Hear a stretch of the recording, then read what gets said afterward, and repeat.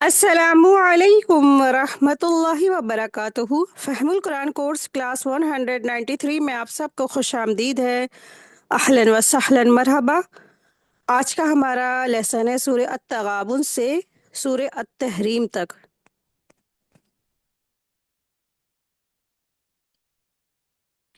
حضرت عبداللہ بن عباس رضی تعالی عنہما کا قول ہے کہ جو شخص قرآن مجید پڑھتا ہے وہ گھٹیا ترین عمر تک نہیں پہنچتا۔ یہی اللہ تعالیٰ کا فرمان ہے، یعنی ہم نے ان کو ذلت میں پھینک دیا سوائے ان لوگوں کے جو ایمان لائے اور نیک عمل کیے اور جنہوں نے قرآن مجید پڑھا۔ تو الحمدللہ جو قرآن مجید پڑھنے والے ہوتے ہیں اور ہمیشہ اس راستے پر استقامت والے ہوتے ہیں تو اللہ تبارک تعالیٰ ان کو کبھی بھی ارذل العمر کی طرف نہیں لوٹاتا۔ آپ کو پتہ ہے ارذل العمر کیسی عمر ہوتی ہے؟ بہت زیادہ بڑھاپا ہو جانا اور پھر اتنا انسان معذور ہو جاتا ہے کہ اس کو اپنی جو ہے نا چیزیں وہ کر نہیں پاتا ہے، یعنی کہ اس کی واش روم یا اس کا جو بھی خدمت ہے وہ سب کچھ اس کے بیڈ پہ ہو رہی ہوتی، دوسرے لوگ کر رہے ہوتے، لوگ اس سے عاجز ہو جاتے ہیں اور زندگی میں اس کے کوئی خیر باقی نہیں رہتی، کوئی وہ اچھائی کا کام نہیں کرتا، یعنی کہ بالکل بے ہوشی ہو جاتی ہے۔ اور پھر بہت سے لوگوں کو دیکھا ہوگا اپنے کوما میں چلے گئے ہیں نا، اور پھر وہ 2 سال 3 سال 5 سال پڑھے ہیں تو یہ کیا ہے؟ ایسی عمر ارذل العمر ہے، یعنی کہ زندگی میں کوئی خیر باقی نہ رہی اور پھر وہ انسان دوسروں کے لیے ایک کیا ہے پریشانی بن گیا۔ تو ارذل العمر کی طرف وہ لوگ نہیں لوٹائے جاتے جو اہل القرآن ہوتے ہیں۔ سبحان اللہ۔ اللہ تبارک تعالیٰ سے دعا ہے کہ اللہ سبحانہ تعالیٰ ہم سب کو قرآن کریم کے راستے پر استقامت دے اور اللہ تبارک تعالیٰ کے پاس ہم سب قربت کا ہمارے لیے یہ ذریعہ بن جائے، اور اللہ تبارک تعالیٰ ہم سب کے والدین کو اپنے قریب میں ٹھکانہ عطا فرمائے۔ رب ارحمہما کما ربیانی صغیرا، آمین یا رب العالمین۔ نحمدہ ونصلی علی رسولہ الکریم، اما بعد فاعوذ باللہ من الشیطان الرجیم، بسم اللہ الرحمن الرحیم۔ رب اشرح لی صدری ویسر لی امری واحلل عقدۃ من لسانی یفقہوا قولی، ربی زدنا علما، ربی یسر ولا تعسر وتمم بالخیر وبک نستعین، آمین یا رب العالمین۔ بسم اللہ الرحمن الرحیم۔ سورہ تغابن۔ سورہ تغابن کا تعارف دیکھ لیتے تھوڑا سا۔ سورہ تغابن کے جو تغابن اس کا نام ہے سورہ کا، تو اس کا جو معنی ہے نقصان اور خسارے کے ہیں۔ تغابن کے معنی کیا ہیں؟ نقصان اور خسارے کے ہیں۔ قیامت کا دن جہاں ایمان رکھنے والے اور نیک عمل کرنے والوں کے لیے بے حد خوشی، فائدہ اور کامیابی کا دن ہوگا، وہیں ایمان نہ لانے والوں کے لیے گھاٹے اور نقصان کا دن ہوگا۔ اس لیے قیامت کے دن کا ایک نام یوم التغابن بھی ہے، جو اس سورہ کی آیت نمبر 9 میں اس کا ذکر آیا ہے۔ اور یہ سورہ مدنی ہے، لیکن عام مدنی صورتوں کے برخلاف اس میں زیادہ تر عقائد اور ایمانیت کا تذکرہ آیا ہے، اللہ تعالیٰ کی صفات کا بھی ذکر آیا ہے، اور گزشتہ امتوں کی اور ان کی سرکشی کے بارے میں بھی ذکر آیا ہے۔ بسم اللہ الرحمن الرحیم۔ یسبح للہ ما فی السماوات وما فی الارض، لہ الملک ولہ الحمد وَهُوَ عَلَى كُلِّ شَيْءٍ قَدِيرٌ۔ آسمان اور زمین کی ہر چیز اللہ کی پاکی بیان کرتی ہے، اسی کی سلطنت اور اسی کی تعریف ہے، اور وہ ہر چیز پر قادر ہے، قدرت رکھنے والا ہے۔ آیت 2 دیکھیں۔ اسی نے تمہیں پیدا کیا ہے، سو تم میں سے کچھ تو کافر ہیں اور کچھ ایماندار ہیں۔ جو کچھ تم کر رہے ہو اللہ تعالیٰ خوب دیکھ رہا ہے۔ تو آیت نمبر 1 سے لے کے آیت نمبر 4 تک اللہ تبارک تعالیٰ نے ان آیات میں توحید کا بیان فرمایا ہے، اور اللہ تبارک تعالیٰ نے سب سے پہلے جو اللہ نے بیان فرمایا ہے وہ کائنات کی ہر شے اللہ کی تسبیح فرما رہی ہے۔ دوسرا یہ امپورٹنٹ پوائنٹ ہے کہ کائنات کی ہر شے پر اللہ تعالیٰ کی بادشاہت جاری اور ساری رہے گی۔ تیسرا یہ امپورٹنٹ پوائنٹ ہے، کائنات میں ہر طرح اللہ تعالیٰ کی حمد و ثنا ہو رہی ہے۔ فورتھ پوائنٹ یہ ہے کہ اللہ تعالیٰ جو چاہے وہ سو کر سکتا ہے۔ ففتھ پوائنٹ یہ ہے کہ تمام انسانوں کا خالق اللہ ہے۔ خواہ مسلمان ہو یا کافر ہو۔ ففتھ اہم پوائنٹ یہ ہے کہ اللہ تبارک تعالیٰ مسلمانوں اور کافر دونوں کے طرز عمل کو دیکھ رہا ہے۔ اس کے بعد دوسرا امپورٹنٹ پوائنٹ یہ ہے کہ اللہ تبارک تعالیٰ نے کائنات کی ہر شے کو با مقصد پیدا کیا ہے، یعنی کہ یہ جو دن رات یہ ہو رہا ہے، یہ وقت جا رہا ہے اور ایک زندہ ایک انسان ہو رہا ہے، پیدا ہو رہا ہے اور دوسرا انسان جا رہا ہے، تو یہ دراصل یہ جو پوری دنیا کی جو چکی چل رہی ہے تو یہ ایسا یوں ہی نہیں چل رہی ہے، یہ دراصل ایک مقصد کے تحت یہ سب کچھ ہو رہا ہے۔ اور اگلا امپورٹنٹ پوائنٹ یہ ہے کہ انسان کی اللہ نے جو خوبصورت گیری کی ہے اور اسے تمام مخلوقات سے فضیلت دی ہے۔ اور نیکسٹ امپورٹنٹ پوائنٹ یہ ہے کہ اللہ تعالیٰ نے دنیا انسانوں کی استفادہ کے لیے بنائی، یعنی فائدے کے لیے بنائی، اور انسانوں کو اللہ تعالیٰ آخرت میں جو بد عہدی کے لیے جمع فرمائے گا۔ تو دنیا میں جو انسان ہے وہ کیا ہے، اللہ کی دی ہوئی تمام جو چیزیں ہیں ان سے فائدہ اٹھا رہے ہیں، اور مومن اور کافر سب فائدہ اٹھا رہے ہیں، لیکن آخرت میں کیا ہوگا، وہاں پر تو صرف اور صرف کس کو فائدہ ملے گا، مومنین کو ہوگا، کافر کو کوئی فائدہ نہیں ہوگا آخرت میں۔ اللہ سبحانہ تعالیٰ ارشاد فرما رہے ہیں، آیت دیکھیں، آیت نمبر 3 ہے کہ اسی نے آسمانوں کو اور زمین کو عدل اور حکمت سے پیدا کیا ہے، اسی نے تمہاری صورتیں بنائی ہیں اور بہت اچھی بنائی ہیں اور اسی کی طرف تمہیں لوٹنا ہے۔ ٹھیک ہے، تو اپنی جو چہرے ہیں ان چہروں کو تم دیکھتے ہو کتنی خوبصورت اللہ نے بنائی ہے، بالکل خوبصورت تمہاری ناک بنائی، آنکھ کتنی خوبصورت بنائی، چہرہ کتنا اچھا بنائی اللہ تبارک تعالیٰ نے۔ اللہ تبارک تعالیٰ یہی کر سکتے تھے کہ ہر انسان کے چہرے پہ کیا ہے، طوطے کی جیسی جو ناک ہے، چونچیں ہیں، یا جو پرندوں کی چونچ والی ناک ہے ویسی دے دیتے اللہ، لیکن اللہ نے بہترین ناک بنائی، خوبصورت بنائی۔ آنکھیں اللہ تبارک تعالیٰ نے کتنی خوبصورت بنائی۔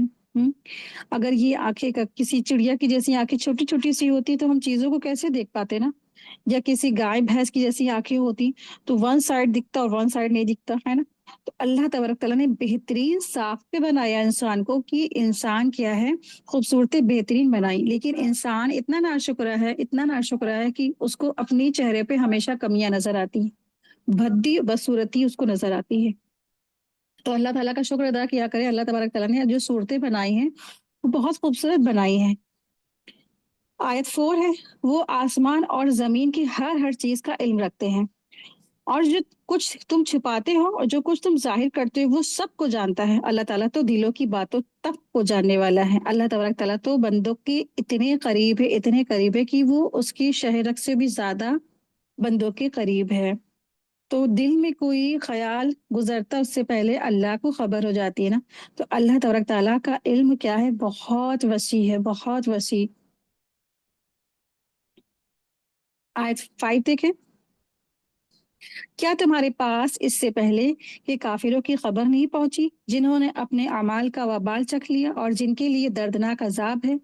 آیت 6، اس لیے کہ ان کے پاس ان کے رسول معجزے لے کر آئے تو انہوں نے کہہ دیا کہ کیا انسان ہماری رہنمائی کرے گا، بس انکار کر دیا اور منہ پھیر لیا۔ تو اللہ تعالیٰ نے بھی بے نیازی کی، اور اللہ تعالیٰ تو بہت ہی بے پرواہ اور سب خوبیوں والا ہے۔ یعنی کہ جب رسول آئے تو لوگوں نے یہی اعتراض کیا تھا نا کہ یہ جو رسول ہے یہ تو ایک معمولی انسان ہے، کوئی اسپیشل آنا چاہیے تھا، یا ایسا آتا کوئی جس کو ہم دیکھ ہی نہیں پاتے، یا معجزے بڑے بڑے لے کر آتے یا کرشمات دکھاتے۔ لیکن جب بھی آئے رسول انسانوں میں سے آئے تو انسانوں نے اعتراض کیا یہ تو ہمارے جیسا انسان ہے معمولی نا، تو ہم تو ان کے اوپر ایمان نہیں لائیں گے، یعنی انکار کی یہی وجہ تھی کہ انسان ہونا۔ آیت 7، تو ان کافروں کا خیال ہے کہ دوبارہ زندہ نہ کیے جائیں گے، آپ کہہ دیجئے کہ اللہ کی قسم تم ضرور دوبارہ زندہ کیے جاؤ گے، پھر جو تم نے کیا ہے نا اس کی خبر دیے جاؤ گے، اللہ تعالیٰ پر یہ بالکل ہی آسان ہے۔ آیت 8 ہے، سو تم اللہ تعالیٰ پر اور اس کے رسول پر اور اس نور پر جسے ہم نے نازل فرمایا ہے ایمان لاؤ، اور اللہ تعالیٰ تمہارے ہر عمل پر باخبر ہے۔ آیت 9 دیکھیں، جس دن تم سب کو اس جمع ہونے کے دن جمع کرے گا وہ یہی دن ہے کہ ہار جیت کا، جو شخص اللہ پر ایمان لا کر نیک عمل کرے، اللہ تعالیٰ اس سے اس کی برائیاں دور کر دے گا اور اسے جنتوں میں لے جائے گا جن کے نیچے نہریں بہ رہی ہیں۔ जिनमें वो हमेशा हमेशा रहेंगे। यही बहुत बड़ी कामयाबी है। तो आयत नंबर 9 में अल्लाह सुब्हान तआला ने इरशाद फरमाया है, यौम यजमउ लियौमिल जमई, जिस दिन तुम सबको जमा होने के दिन जमा किया जाएगा। तो यौमुल जमा दरअसल क्या है, कयामत को यौमुल जमा कहते हैं, इसलिए कि इस दिन अव्वल से लेकर आखिर तक की एक ही मैदान में सारे के सारे इंसान जमा हो जाएंगे। फरिश्ता पुकारेगा तो सब उसकी आवाज सुनेंगे और हर एक की निगाह आखिर तक पहुंचेगी, क्योंकि ना दरमियान में कोई चीज हायल नहीं होगी। और अल्लाह सुब्हानहू तआला इरशाद फरमा रहे हैं, ज़ालिका यौमुत तगाबुन, और ये दिन होगा वही दिन जो हार और जीत का दिन है। तो दरअसल हकीकी हार जीत तो क्या है, आखिरत की हार जीत है। हम ये समझते हैं कि कोई कंपटीशन है या कोई रेस चल रही है किसी चीज से, या किसी भी मामले में कोई हम किसी से कंपटीशन करते हैं और हम समझते हैं कि हम जीत गए या हम हार गए। नहीं, हकीकी हार और जीत तो दरअसल क्या है, आखिरत के दिन की वो हार जीत होगी। तो यौम तगाबुन से मुराद क्या है? तो तगाबुन के माने हैं वो दिन जिस दिन कुछ लोग हार जाएंगे और कुछ लोग जीत जाएंगे। यानी एक गिरोह वो है जो जीत जाएगा और एक दूसरा जो है वो हार जाएगा। एक गिरोह जीतेगा और एक गिरोह हार जाएगा। हक और बातिल, हक वाले कहाँ जाएंगे? जीत जाएंगे, जन्नत में जाएंगे। बातिल हार जाएंगे और वो जहन्नुम में जाएंगे। और दरअसल इस दिन जो है हक बातिल पर जीत जाएगा, ईमान वाले अहले कुफ्र पर जीत जाएंगे, अहले इताअत अहले नाफरमानी पर जीत जाएंगे। सबसे बड़ी जीत अहले ईमान को ये हासिल होगी कि वो जन्नत में दाखिल होंगे और वहां उनके घरों के भी वो मालिक बन जाएंगे जो जहन्नुमियों के लिए थे। यानी जो एक शख्स था, अच्छे काम करता था मुसलमान, लेकिन क्या हो गया, कुछ लास्ट टाइम में उसने बुरे काम किए और वो जहन्नुम में चला गया। लेकिन वहां उसका जन्नत में कुछ घर थे, अल्लाह ने महलात बनाए थे उसके लिए। लेकिन क्या है, अब बदकिस्मती से वो शख्स जहन्नुम में चला गया। तो अब इसकी जगह जो महलात हैं और उसके घर जो बने हुए हैं, जो जन्नत में पहले जाने वाले वो ले लेंगे। ठीक है, तो वो लोग मालिक बन जाएंगे जो पहले जन्नत पहुंच गए। और अगर वो जहन्नुम में जाने वाले काम ना करता तो फिर ये क्या है, वो जन्नत में उसके जो मकान थे वो उसको मिल जाते, लेकिन बदकिस्मती से वो जहन्नुम पहुंच गया और उसके जो बने हुए घर थे जन्नत के, तो उसके घर दूसरों ने ले लिए। और सबसे बड़ी हार जहन्नुमियों के हिस्से में आएगी जो जहन्नुम में दाखिल हो जाएंगे, जिन्होंने खैर को शर से, उम्दा चीज को रद्दी चीज से और नियामतों को अजाब से एक्सचेंज कर लिया, बदल लिया। गबन के मायने नुकसान और घाटे के होते हैं, यानी नुकसान का दिन है। तो उस दिन काफिरों को खसारा होगा, घाटा होगा और उसका एहसास भी उनको होगा। और अहले ईमान को भी इस एतबार से खसारे का एहसास होगा कि उन्होंने और ज्यादा नेकियां करके और ज्यादा दर्जात क्यों नहीं बुलंद किए। तो वो दिन ऐसा होगा कि उस दिन सबको हसरत हो रही होगी और अपने वक्त का बर्बाद करने का और घाटे का, हर चीज का उसको एहसास हो रहा होगा। तो मोमिन और काफिर के गबन का दिन है वो, और दरअसल ये क्या है, खसारे का दिन है, सबसे बड़े नुकसान का दिन है। तो काफिर का खसारा ईमान छोड़ने की वजह से होगा और मोमिन का खसारा एहसान में कोताही करने की वजह से होगा। ठीक है, तो उस दिन जो है जो मोमिनीन होंगे वो भी अपनी दुनिया में कुछ कमियां कोताहियां रह गई उसमें वो मतलब अपने ऊपर क्या है, हसरत कर रहे होंगे। हर शख्स किसी ना किसी तरह पछता रहा होगा कि मैं कुछ और करके नेकी आता दुनिया से, मैं थोड़ी सी भी नेकी और कर लेता, काश मैंने थोड़ी सी नेकी और कर ली होती। इस तरह से हर जो शख्स है मोमिन शख्स वो पछता रहा होगा। तो अल्लाह तबारक ताला हमें आज दुनिया में ही बहुत ज्यादा नेकियों में सबकत करने की तौफीक अता फरमा दे, आमीन या रब्बल आलमीन। तो कयामत के दिन इंसान अपने अमाल को हकीर जानेगा। नबी सल्लल्लाहु अलैहि वसल्लम ने इरशाद फरमाया, कोई शख्स पैदा होने से लेकर बूढ़ा होकर मरने तक अल्लाह की इताअत में सर को सजदे में रखे तो भी उस दिन उसका काम उसको हकीर वो समझेगा और ख्वाहिश करेगा कि इसे दुनिया में लौटा दिया जाए ताकि वो और ज्यादा अजर सवाब हासिल कर सके। ठीक है, तो एक शख्स वो जो पैदाइश से लेके यानी कि जब वो उसने अपने होश संभाला, पैदा हुआ, اور بڑھاپے تک کی اس نے ساری جو وقت ہے سجدے میں رکھا، پھر بھی وہ کیا ہے، اتنی بڑی عبادت کی ہے نا، ایسا تو ہم سب کر بھی نہیں سکتے، ہم سے تو سوال نہیں ہوتا، ہم سے تو ایک 10 منٹ کے بھی سجدے نہیں ہوتے، لیکن پھر بھی وہ ایسا جو شخص ہے وہ کیا ہے، وہ آخرت میں اپنی جو ہے حسرت کرے گا کہ کاش میں نے اور زیادہ اجر و ثواب کے کام کر لیے ہوتے۔ تو ظاہر سی بات ہے نا کہ اس دن ہر کوئی جو ہے حسرت کر رہا ہوگا۔ تو آج ہمارے پاس نا وقت ہے، زندگی ہے، مواقع ہیں، تو آج ہمیں فائدہ اٹھا لینا چاہیے۔ تو اللہ تبارک تعالیٰ ہم سب کو توفیق دے کہ ہم سب بہت زیادہ نیکیوں میں سبقت کرے اور آخرت کی حسرتوں سے، یہ تمام طرح کی حسرتوں سے ہم سب کو بچائے۔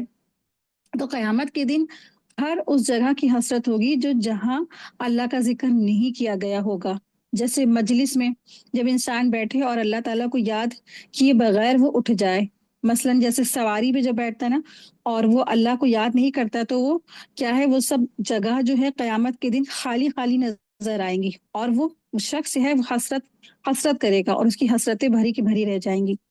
نبی صلی اللہ علیہ وسلم نے فرمایا جو لوگ کسی جگہ پر مجلس کریں اور اس میں اللہ کا ذکر نہ کریں، وہ ان کے لیے قیامت کے دن حسرت کا باعث ہوگی، اور جو آدمی کسی راستے پر چلتے ہوئے اللہ کا ذکر نہ کرے تو وہ چلنا بھی قیامت کے دن اس کے لیے باعث حسرت ہوگا، اور جو آدمی اپنے بستر پر آئے اور اس میں اللہ کا ذکر نہ کرے تو وہ بھی اس کے لیے باعث حسرت ہوگا۔ اتنی بڑی بات ہے نا۔ تو چلتے پھرتے کیا کرنا ہے انسان کو، اللہ کا ذکر کرتے رہیں، اللہ کا کیا کریں، تذکرہ کریں، تسبیح کریں، ذکر کریں، کلمات کہیں، جو آتا ہے وہ پڑھیں، کچھ نہیں آتا تو لا الہ الا اللہ کی ہی کثرت کر لیں، سبحان اللہ و بحمدہ تو سب کو آتا ہے، یہ بھی نہیں آتا تو سبحان اللہ صرف کہتے رہا کریں۔ قرآن میں آتا ہے یوم ینظر المرء ما قدمت، جس دن آدمی دیکھ لے گا جو اس کے دونوں ہاتھوں نے آگے بھیجا ہے، اور کافر کہے گا کہ کاش میں مٹی ہو جاتا، کیونکہ نا برا انجام اب سامنے آ گیا۔ تو انسان اس وقت جو کافر ہیں جنہوں نے زندگی بھر اللہ کی نافرمانی کی یا اللہ تعالیٰ کے جب بھی احکامات آئے اس سے انہوں نے منہ موڑ لیا، تو کہے گا کہ کاش میں مٹی ہو جاتا، آج مجھے یہ دن نہ دیکھنا پڑتا، اس طرح سے وہ حسرت کرے گا۔ آیت 10 ہے، اور جن لوگوں نے نہ مانا اور ہماری آیتوں کو جھٹلایا وہ سب جہنمی ہیں، جو جہنم میں ہمیشہ رہیں گے، وہ بہت بری جگہ ہے جانے کی۔ آیت 11،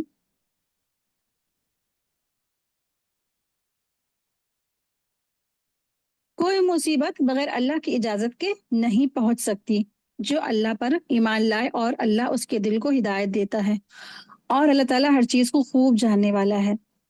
لوگوں اللہ کا کہنا مانو اور رسول کا کہنا مانو، بس اگر اعراض کرو تو ہمارے رسول کے ذمے صاف صاف پہنچا دینا ہے، اللہ کے سوا کوئی معبود نہیں، مومنوں کو اللہ ہی پر بھروسہ کرنا چاہیے۔ تو اس سے پتہ چلتا ہے کہ جو مصیبت بھی ہے وہ بھی اللہ تبارک تعالیٰ کی مرضی سے ہی آتی ہے، ٹھیک ہے۔ تو اس سے کیا پتہ چلتا ہے کہ مصیبت آتی ہے تو انسان کو چیک کرنے کے لیے آتی ہیں، اس کو آزمائش کے لیے آتی ہیں۔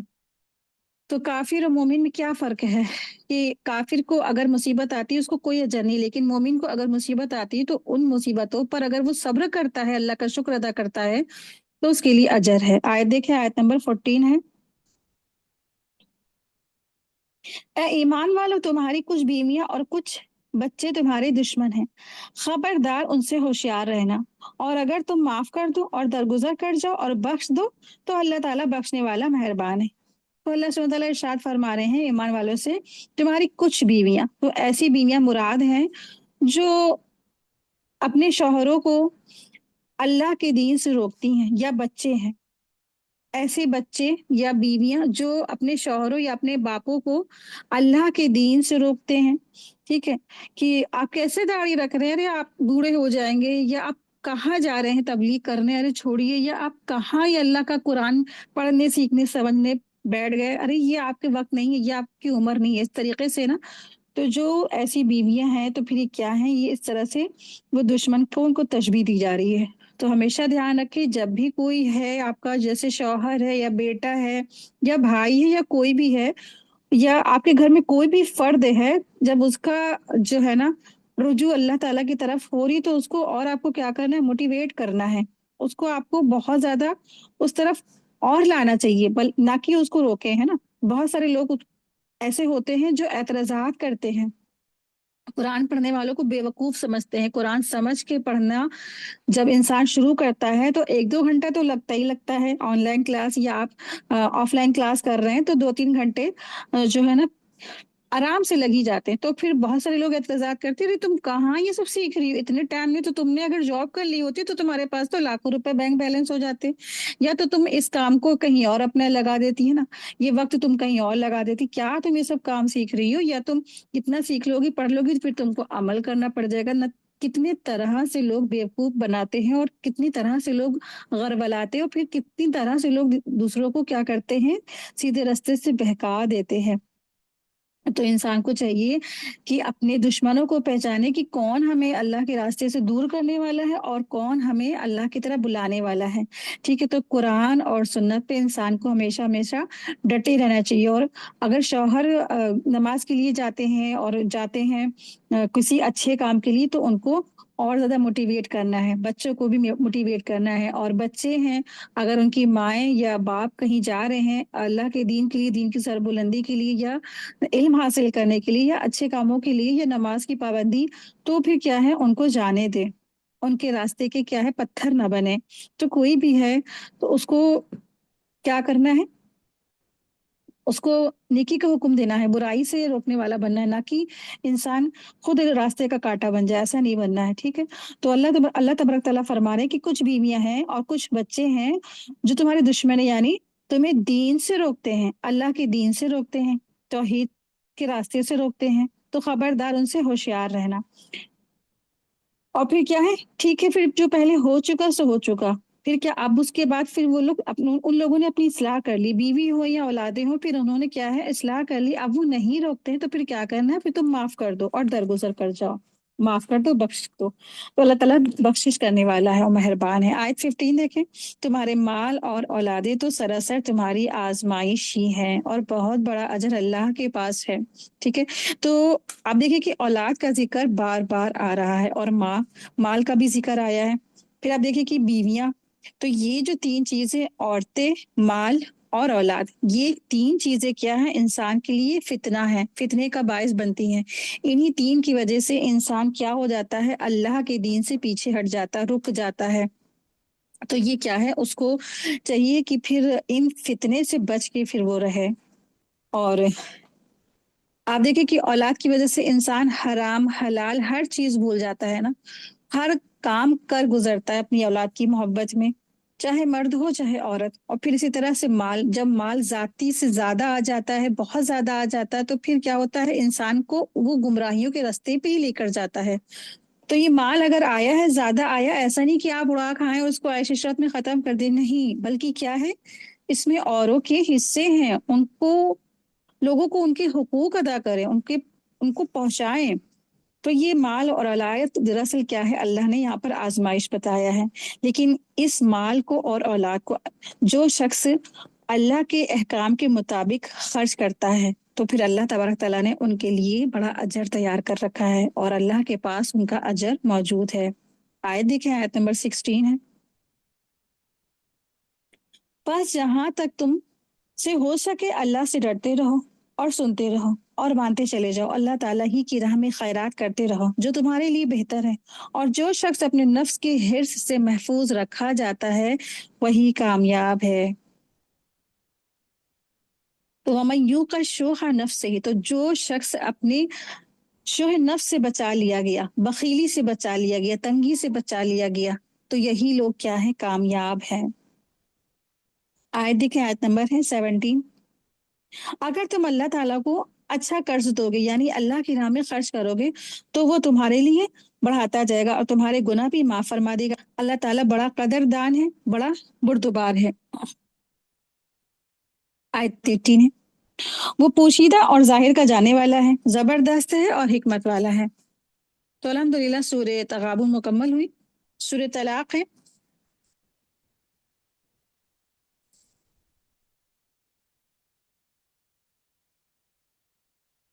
बिस्मिल्लाहिर्रहमानिर्रहीम। सूर्य तलाक का इंट्रो देख लेते हैं। सूर्य दरअसल इस सूर्य में तलाक से मुतालिक बहुत सारे अहकामात का जिक्र आया है, बल्कि सूर्य का जो आगाज ही तलाक के मसाइल से होता है, इसीलिए इस सूर्य का नाम सूर्य तलाक है। ये सूरह मदीना मुनव्वरा में नाजिल हुई। आयत देखिए, आयत नंबर है 1। बिस्मिल्लाहिर्रहमानिर्रहीम। ऐ नबी, अपनी उम्मत से कह दो कि जब तुम अपनी बीवियों को तलाक देना चाहो तो उनकी इद्दत में उन्हें तलाक दो और इद्दत का हिसाब रखो, और अल्लाह ताला से जो तुम्हारा परवरदिगार है डरते रहो। ना तुम उनके घरों से निकालो और ना वो खुद निकले। हाँ, ये बात ये बात है कि वो खुली बुराई कर बैठे। ये है अल्लाह की मुकर्रर कदा हद। जो शख्स अल्लाह की हदों से आगे बढ़ जाए उसे यकीनन अपना ही बुरा किया है। कोई नहीं जानता, शायद उसके बाद अल्लाह ताला कोई नई बात पैदा कर दे। तो अल्लाह सुब्हानहू तआला यहाँ पे इरशाद फरमा रहे हैं इन आयत में, और अल्लाह तबारक ताला ने इन आयत में तलाक से रिलेटेड बहुत सारे अहकाम बयान फरमाए हैं। अल्लाह सुब्हानहू तआला ने इसमें यहाँ पर इरशाद फरमाया कि तलाक और इद्दत के मसाइल बयान फरमाए हैं, और ये भी फरमाया कि किस तरह से, मतलब अगर तलाक वाकई हो जाए तो फिर कैसे उनके साथ हमें मामला करना है। अल्लाह सुब्हानहू तआला इरशाद फरमा रहे हैं कि असल बात तो यही है कि जब मर्द और औरत का आपस में शरई निकाह हो जाए ना, तो आखिर जिंदगी तक मेल मोहब्बत के साथ जिंदगी वो गुजार दें। ठीक है, तो जब निकाह होता है तो नियत ये होनी चाहिए कि घर बसाने की नियत हो, ना कि घर तोड़ने की नियत हो। और सूरह तलाक के बारे में आता है कि इसमें ना औरतों से रिलेटेड बहुत सारे अहकामात हैं, इसलिए इस सूर्य का दूसरा नाम सूर्य निसा अल कसरा है। ठीक है, तो अल निसा अल कसरा इसे कहते हैं क्योंकि इसमें औरतों से रिलेटेड काफी अहकामात हैं। और अल्लाह सुब्हानहू तआला इरशाद फरमा रहे हैं कि या अय्युहन नबी इज़ा तल्लक़तुमुन निसा फतल्लिक़ूहुन्ना। तो आगाज हो रही है आयत का नबी सल्लल्लाहु अलैहि वसल्लम से। तो नबी सल्लल्लाहु अलैहि वसल्लम से खिताब करके दरअसल उम्मत से यहाँ पर बात कही गई है, उम्मत को यहाँ पर अहकामात दिए गए हैं। तो नबी सल्लल्लाहु अलैहि वसल्लम से खिताब आप सल्लल्लाहु अलैहि वसल्लम के शर्फ और मर्तबे की वजह से है, वरना हुक्म तो उम्मत को दिया जा रहा है। और इसमें दरअसल इस आयत में तलाक देने का तरीका और बता दिया गया है, वक्त। तो जब निकाह होता है तो उसमें क्या होता है कि इंसान सारी जिंदगी इंसान निभाने की नियत करता है, लेकिन बाज मर्तबा ऐसा होता है कि तबीयतें नहीं मिल पाती हैं, कुछ ऐसे वजह बन जाती हैं कि अलहदगी इख्तियार करनी पड़ जाती है। लिहाजा शरीयत इस्लामिया में तलाक को भी रखा गया है। जब शौहर तलाक दे दे तो उसके बाद औरत पर इद्दत गुजारना भी लाजिम है। जब तक इद्दत ना गुजर जाए तो औरत को किसी दूसरे मर्द से निकाह करने की इजाजत नहीं है। इद्दत के भी बहुत से अहकामात हैं।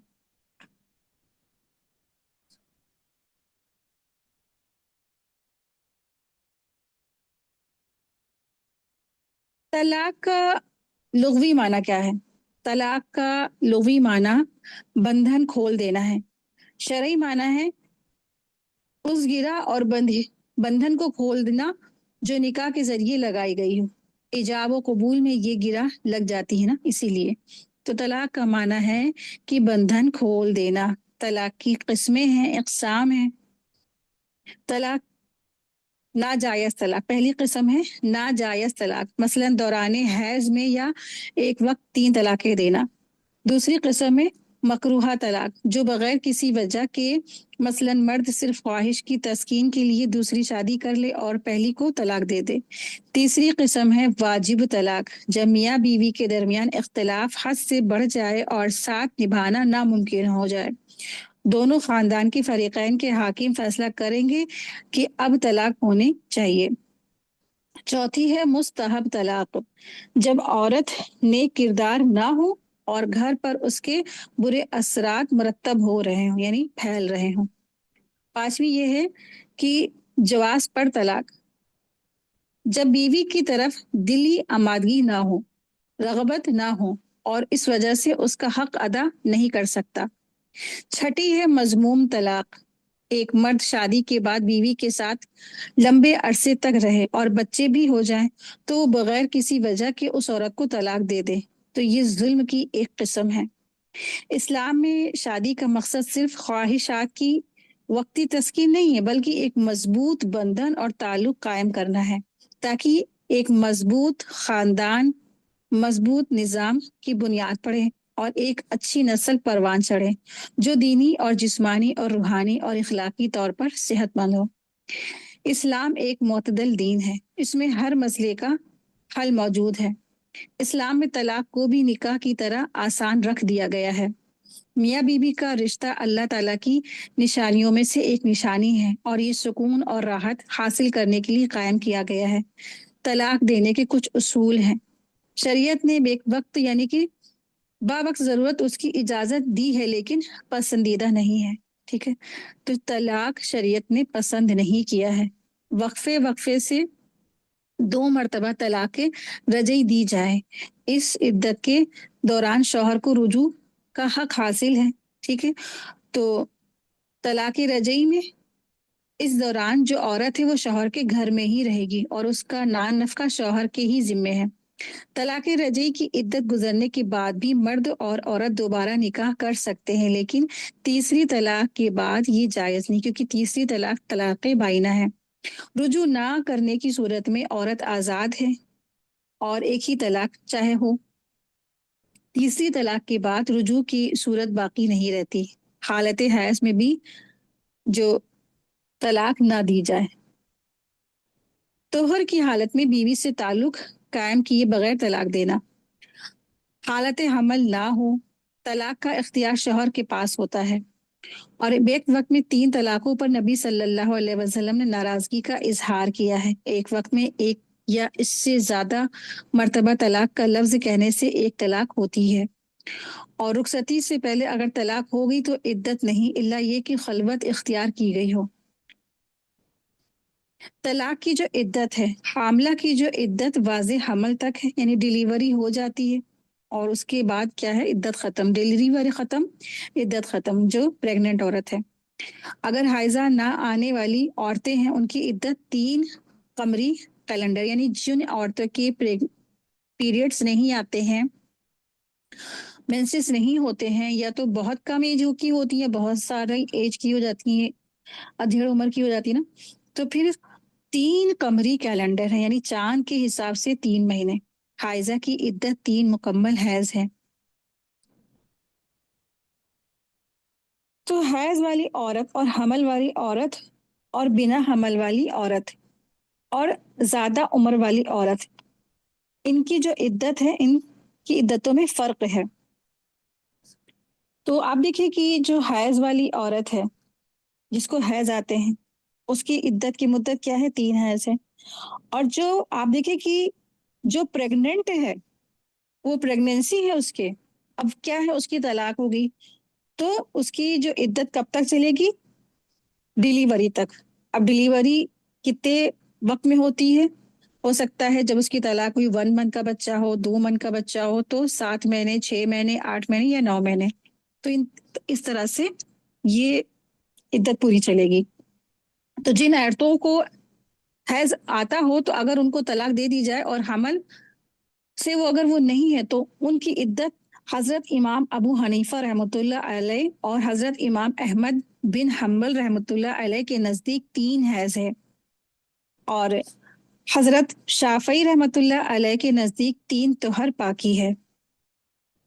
فرمایا کہ اے نبی، جب تم عورتوں کو طلاق دو تو ایسے وقت میں طلاق دو کہ طلاق کے بعد ان کی عدت شروع ہو جائے۔ اس میں سب سے پہلے تو خطاب رسول اللہ صلی اللہ علیہ وسلم کو ہے، اور اس کے بعد ضمیر جمع مذکر حاضر لا کر طلقتم النساء فرمایا ہے، کیونکہ امت کے لیے احکام بیان کرنا مقصود ہے۔ حضرت عبداللہ بن عمر رضی تعالی عنہما نے اپنی بیوی کو طلاق دے دی تھی جبکہ وہ حیض کے دن گزار رہی تھی، یعنی ان کی بیوی حیض سے تھی۔ हजरत उमर रजी ताला अन्हु ने रसूल अल्लाह सल्लल्लाहु अलैहि वसल्लम से इसका जिक्र फरमाया। हजरत मोहम्मद सल्लल्लाहु अलैहि वसल्लम को इस पर गुस्सा आया। फिर फरमाया कि उससे कहो कि रुजू कर ले, फिर पाक होने तक उसे रोके रखे, फिर जब एक हैज आ जाए उसके बाद पाक हो और तलाक देने की राय हो तो तलाक दे दे। ये तलाक तोहर यानी पाकी की हालत में हो, और ऐसे तोहर यानी पाकी में हो जिसमें मुबाशरत ना हुई हो, जिमा ना किया हो। तो इस हदीस से मालूम हुआ कि हैज में तलाक देना मना है। हालत हैज में तलाक देना मना है। अगर हैज में तलाक दे दी तो रुजू कर ले। और ये भी मालूम हुआ कि तलाक ऐसे पाकी में दे जिसमें जिमा ना किया गया हो, यानी कि औरत जो है मेंसेस के बाद उसने पाकीज़गी हासिल की हो, फिर उसके बाद उससे मुबाशरत ना हुई हो। वअहसुल इद्दता का मतलब है कि इद्दत को अच्छी तरह शुमार कर लो, क्योंकि इससे जो है बहुत सारे मसाइल जुड़े हैं।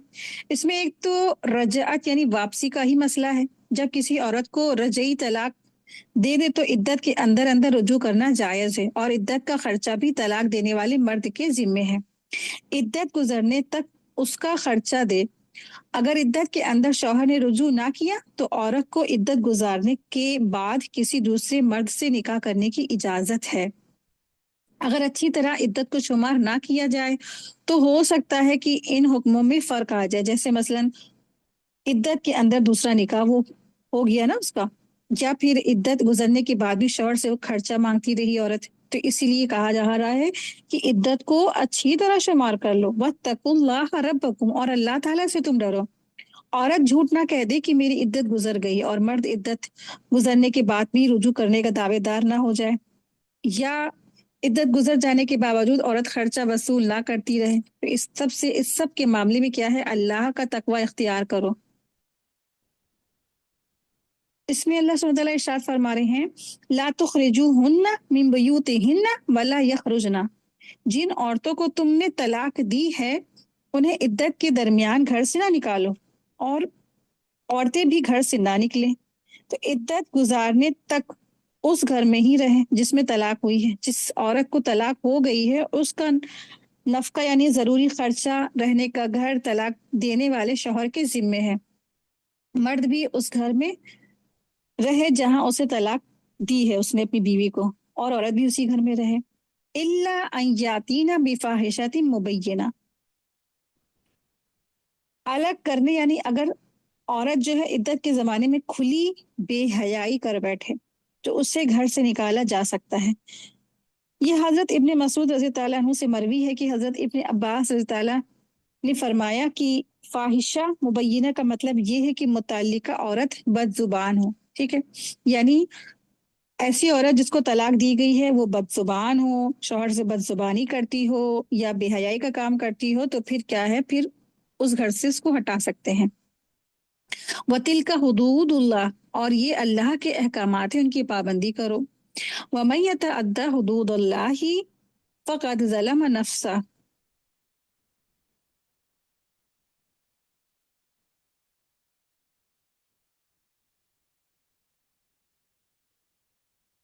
और जो शख्स अल्लाह की हुदूद से आगे बढ़ जाए तो उसने अपनी जान पर जुल्म किया है। तो अल्लाह ताला की नाफरमानी अपनी जान पर जुल्म है, इसकी वजह से दुनिया और आखिरत में सजा मिल सकती है। तलाक, इद्दत, रजत और घर से ना निकलने की ताकीद, उनमें किसी भी किस्म की हुक्म शरई की मुखालिफत की तो ये जुल्म शुमार होगा।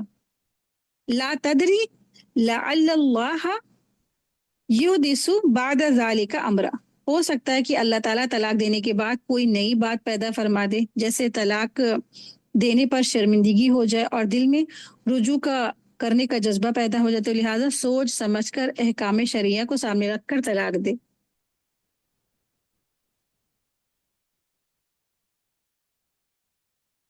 यानी मर्द के दिल में दरअसल मुताल्लिका औरत की रगबत पैदा कर दे। ठीक है, शायद का माने क्या है, ला तदरी लअल्लल्लाह युहदिसु बादा ज़ालिका अमरा, कि तुम नहीं जानते कि शायद उसके बाद अल्लाह ताला कोई नई बात पैदा कर दे, यानी मर्द के दिल में मुताल्लिका औरत की रगबत पैदा कर दे और वो रुजू करने पर आमादा हो जाए, जैसा कि पहली और दूसरी तलाक के बाद खाविन को इद्दत के अंदर रुजू करने का हक हासिल है।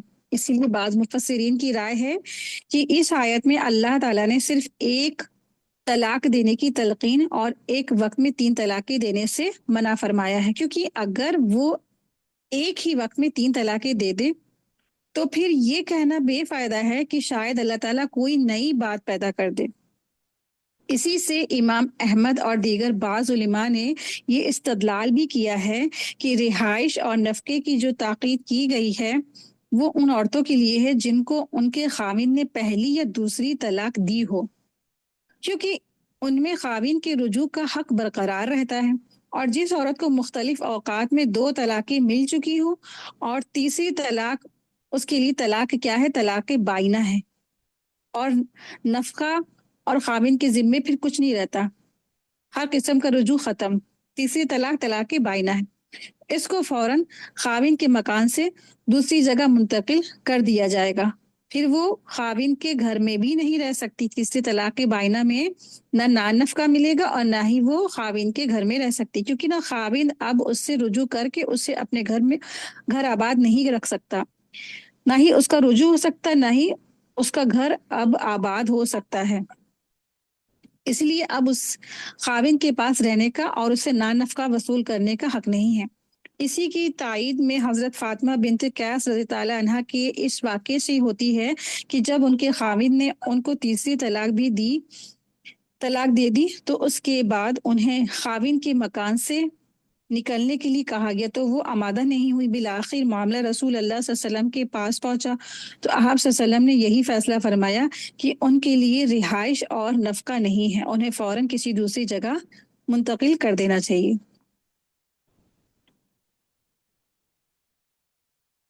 تو آپ دیکھیں کہ طلاق سے کتنے سارے ہمیں احکامات پتہ چلے اس آیت سے نا، طلاق کے بارے میں، اور بہت ساری لا علمی ہمارے معاشرے میں پھیلی ہوئی طلاق کے ہی معاملے میں۔ تو طلاق کب ہوتی ہے؟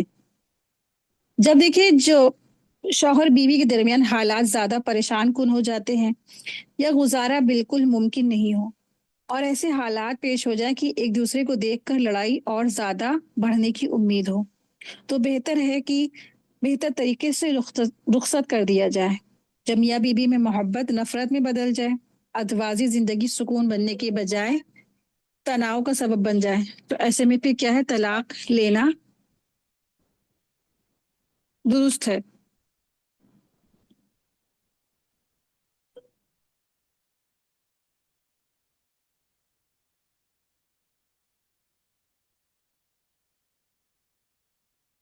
اس آیت میں اللہ تعالیٰ نے طلاق سے متعلق 4 احکامات دیے ہیں۔ پہلا یہ دیا ہے کہ قمری کیلنڈر کے حساب سے 3 ماہ عدت کے بیوی اپنے شوہر کے گھر بتائے۔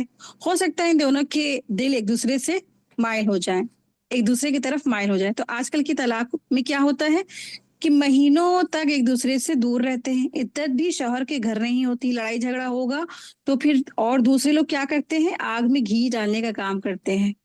تو ممکن ہے کہ موافقت پیدا ہو جائے، لیکن ہمارے معاشرے میں طلاق کے بعد بیوی کو میکے ہی بھیج دیا جاتا ہے نا، اس کو اس کے گھر میں ہی نہیں رکھا جاتا ہے پہلی دوسری طلاق میں۔ تو عدت کے دوران بیوی گھر پر ہی رہے گی تاکہ دونوں یعنی شوہر بیوی میں آپس میں ایک دوسرے میں محبت پیدا ہو جائے، اور شاید شوہر بیوی ایک دوسرے سے رجوع کر لے۔ شوہر کو پورا پورا یہ حق حاصل ہے کہ وہ عدت کے دوران اپنی بیوی سے رجوع کر سکتا ہے۔ دوسرا حکم یہ ہے کہ عدت کا حساب رکھنا ہے کہ کتنا وقت ہو گیا۔ تیسرا حکم یہ ہے طلاق شدہ بیوی کو رہائش فراہم کرنا ہے، بیوی کو گھر سے نہ نکالنا ہے۔ پہلی اور دوسری طلاق میں بیوی کو رہائش یعنی اپنے گھر میں رہنے کو دینا ہے، اپنی بیوی کو اپنے گھر سے نہیں نکالنا ہے۔ چوتھا حکم یہ ہے کہ عدت گزارنے والی عورت خود بھی وہاں سے نہ نکلے سوائے صریح گمراہی یعنی برائی کے۔ فاحش اگر اس کے اندر ہے، وہ فاحشہ کرتی ہے اور بے حیائی کرتی ہے، تو بے فاحشۃ مبینہ یعنی کھلی بے حیائی کرتی ہے، چلاتی ہے، چیختی ہے، گالیاں دیتی ہے یا ایسی خرابی ہے، تو پھر کیا ہے؟ تب اس کو نکالا جا سکتا ہے، تب وہ نکل سکتی ہے۔ تو طلاق کا طریقہ کیا ہے؟ کیسے دی جائے گی؟ تو طلاق مسنونہ ہے، اس کو کہتے ہیں، جو سنت میں بتائی گئی ہے کہ کس طرح سے طلاق دی جائے گی۔ پہلی چیز تو یہ ہے کہ سوچ سمجھ کر دی جائے گی۔ دوسرا امپورٹنٹ پوائنٹ ہے حالت طہر میں دی جائے گی۔ यानी हालत हैज से पाक होने के बाद शौहर और बीवी का ताल्लुक कायम ना हुआ हो, इस हालत में तलाक होगी। और यही सही तलाक है कि जो अल्लाह के रसूल ने हमें बताई है। लेकिन अगर कोई इस तरह से तलाक देता है कि तलाक तलाक तलाक, या शौहर और बीवी का ताल्लुक हो चुका है और हैज के बाद या हैज का वक्त हो और तलाक वाक़ई हो जाएगी, ठीक है। तो अगर हालत हैज भी है और मुबाशरत भी हो चुकी, लेकिन क्या अगर वो तलाक दे रहा तब भी तलाक वाक़ई हो जाएगी, लेकिन पसंदीदा नहीं है, मसनूना नहीं है। तो इसमें शौहर गुनहगार होगा। सरी बुराई क्या है? बेफाहिशाती मुबय्यना से मुराद कि बिल्कुल रहना नहीं चाहती, रहने पर वो आमादा नहीं है औरत, और बेहयाई करती हो, या औरत बहुत ज़्यादा बदजुबानी करती हो, बहुत ज़्यादा बदतमीज़ हो, बहुत ज़्यादा बदजुबानी करने वाली हो, तो नुशूज़ में ये सारी चीज़ें आ जाती हैं कि वो शौहर की बात नहीं मानती है, फर्माबरदारी नहीं करती, ज़ुबान दराजी करती, शौहर के हुकूक नहीं अदा करती है, तो ये सारी चीज़ें बेफाहिशाती मुबय्यना में आती हैं। और एक वक्त में 3 तलाक देना दरअसल ये गुनाह का काम है। एक तलाक देने में फ़ायदा है क्योंकि उसमें ना रुजू का हक बाकी रहता है। दोनों मियाँ बीवी इद्दत गुजारने के बाद भी निकाह कर सकते हैं। ज़िंदगी में कभी रुजू करना चाहे तो वो रुजू कर सकते हैं। तो अगर जैसे तलाक हो गई और फिर क्या है, इद्दत पूरी हो गई, अब दोनों अलग हो गए, तो कभी भी साल हो गया, जब 2 साल गुजर जाए तब भी क्या है, दोनों निकाह करके दोबारा रुजू कर सकते हैं। तो ये अल्लाह ताला की हुदूद है। जो अल्लाह ताला से डरने वाला है वो कभी भी अल्लाह की हुदूद को क्रॉस नहीं करेगा। तो ये तलाक और रुजू दरअसल खेल खेल में भी क्या है, वाक़ई हो जाती हैं। तो बहुत सारे लोग समझते हैं ना कि ये हमने तो मजाक किया है, तो मजाक मजाक में क्या है, ये वाक़ई हो जाएगी। तो कोई खेल खेल में निकाह की बात अगर कहता है तो भी क्या है, निकाह हो जाता है। तो 3 चीजें ऐसी हैं जो मजाक मजाक में या खेल खेल में भी हो जाती हैं। पहली चीज है गुलाम आजाद करना, दूसरी चीज है निकाह, और तीसरी चीज है तलाक। ये तीनों चीजें ऐसी हैं जो हंसी मजाक में भी वाक़ई हो जाती हैं।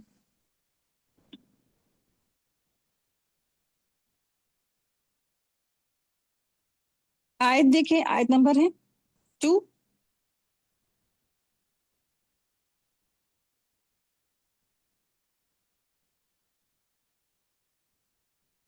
बस जब ये औरतें अपनी इद्दत पूरी करने के करीब पहुंच जाए तो इन्हें या तो कायदे के मुताबिक अपने निकाह में रहने दो, या दस्तूर के मुताबिक उन्हें अलग कर दो, और आपस में से 2 आदिल शख्सों को गवाह बना लो, और अल्लाह ताला की रजामंदी के लिए ठीक ठीक गवाही दो। यही है वो जिसकी नसीहत उसे की जाती है जो अल्लाह पर और क़यामत के दिन पर ईमान रखता हो, और जो शख्स अल्लाह से डरता है और अल्लाह ताला उसके छुटकारे की शक्ल निकाल देता है।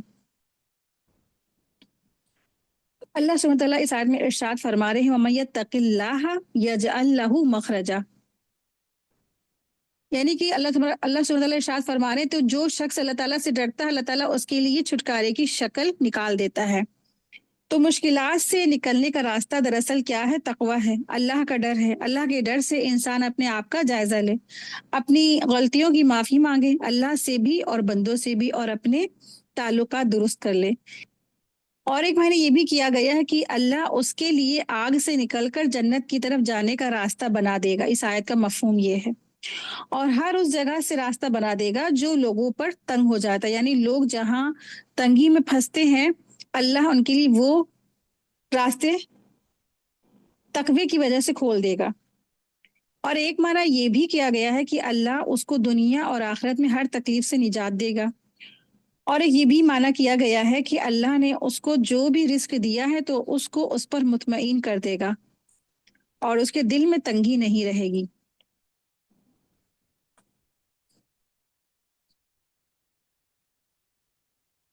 आयत 3 है, और उसे ऐसी जगह से रोजी देगा जिसका उसे गुमान भी ना हो, और जो शख्स अल्लाह पर तवक्कल करेगा अल्लाह ताला उसे काफी होगा। अल्लाह ताला अपना काम पूरा करके ही रहेगा। अल्लाह ताला ने हर चीज का एक अंदाजा मुकर्रर कर रखा है। आयत देखिए, आयत नंबर 4 है, तुम्हारी औरतों में से जो औरतें हैज से ना उम्मीद हो गई हों, अगर उन्हें शुबा हो तो उनकी इद्दत 3 महीने हैं। اور ان کی بھی جنہیں ابھی حیض آنا شروع نہیں ہوا ہو، اور حاملہ عورت کی عدت ان کے بچے کا پیدا ہو جانا ہے، اور جو شخص اللہ تعالیٰ سے ڈرے گا اللہ اس کے لیے ہر کام میں آسانی کر دے گا۔ آیت 5، یہ اللہ تعالیٰ کا حکم ہے اور جو اس نے تمہارے پاس بھیجا ہے، اور جو شخص اللہ تعالیٰ سے ڈرے گا اللہ تعالیٰ اس کے گناہ دور کر دے گا اور اسے بڑا بھاری اجر دے گا۔ تو ان آیات میں بہت سارے اللہ تبارک تعالیٰ نے احکامات دیے ہیں، بیان فرمائے ہیں۔ پہلے تو ان عورتوں کی عدت بیان کی گئی ہے آیت 4 میں، کہ جن عورتوں کو حیض آنا شروع نہیں ہوا ہے، ابھی ان کے حیض نہیں آتا، تو ان کی عدت دراصل کیا ہے، 3 ماہ بتائی گئی ہے۔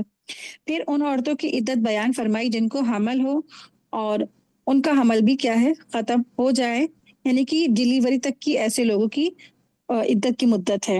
تو بچہ پیدا ہو جانے سے یا ایسے حمل ساقط ہو گیا جس کا کوئی ابھی کچھ بنا ہی نہیں تھا، یعنی کہ ابارٹ ہو گیا اپنے آپ، آٹومیٹکلی کروایا نہیں، اپنے آپ ہو گیا، یا حمل گر گیا یا ڈیلیوری ہو گئی، تو پھر کیا ہے ایسی حالت میں، تو ڈیلیوری ہو گئی یا حمل ساقط ہو گیا تو عدت پھر کیا ختم ہو جائے گی۔ تو حمل والی عورتوں کی عدت واضح حمل تک کی ہے، یعنی ڈیلیوری تک ہے۔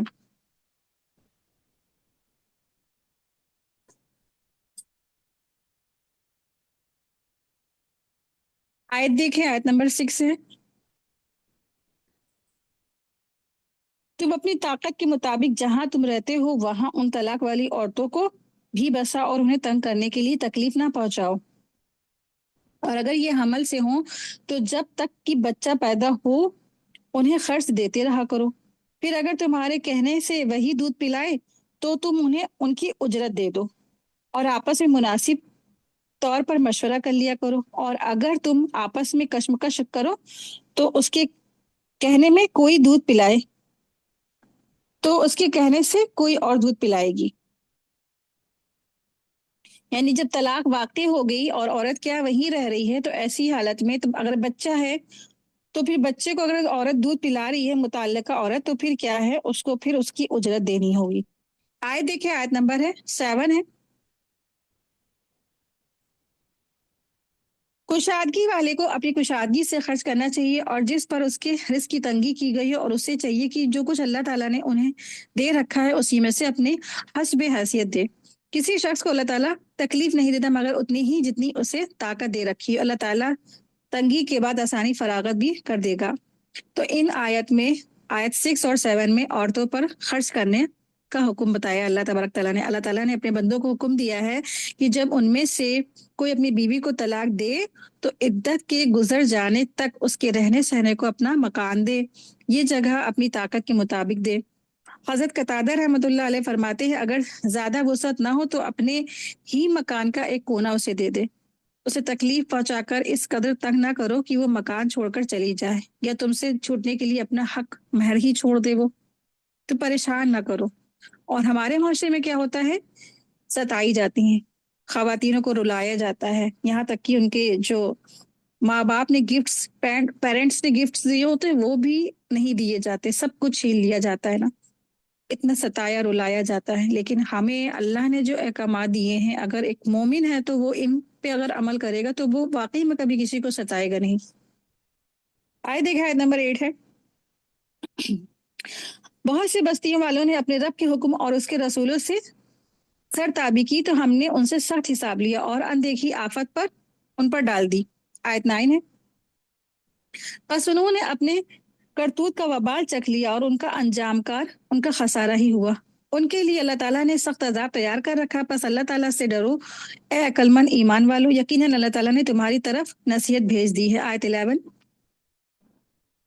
یعنی جو رسول تمہیں اللہ کے صاف صاف احکام پڑھ کر سناتا ہے تاکہ ان لوگوں کو جو ایمان لائیں اور نیک عمل کریں وہ تاریکیوں سے روشنی کی طرف لے کر آئے، اور جو شخص اللہ پر ایمان لائے اور نیک عمل کرے تو اللہ تعالیٰ اسے ایسی جنتوں میں داخل کرے گا جس کے نیچے نہریں جاری ہیں، جن میں یہ ہمیشہ ہمیشہ رہیں گے، بے شک اللہ تعالیٰ نے اسے بہترین روزی دے رکھی ہے۔ آیت 12 ہے،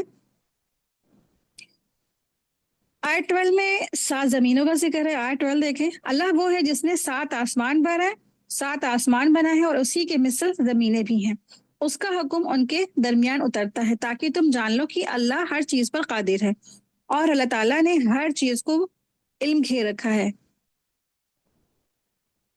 تو اللہ तबारक ताला ने 7 ज़मीनें भी बनाई हैं। इस आयत से पता चलता है अल्लाह ताला ने अपनी कुदरत कामिला और अपनी अजीम शान सल्तनत का जिक्र फरमाया ताकि मखलूक उसकी अजमत और इज्जत का ख्याल करके उसके फरमान को कद्र की निगाह से देखे और उस पर आमिल बनकर उससे खुशी से उस पर अमल करे। तो फरमाया कि सातों आसमान का खालिक अल्लाह ताला है। फिर फरमाते हैं अल्लाह तबारक ताला उसी की मिसल 7 ज़मीनें भी हैं।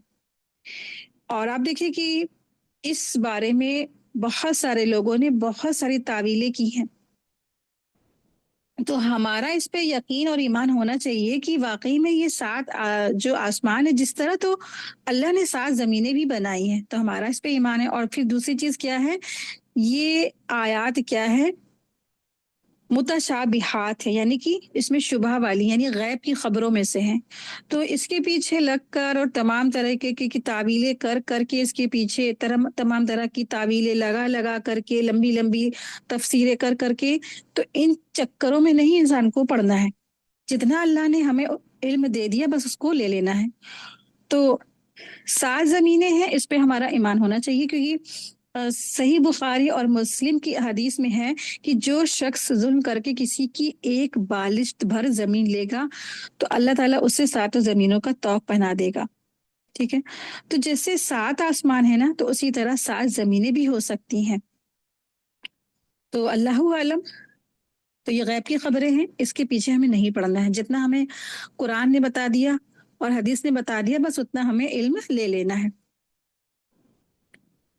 सूरह तहरीम,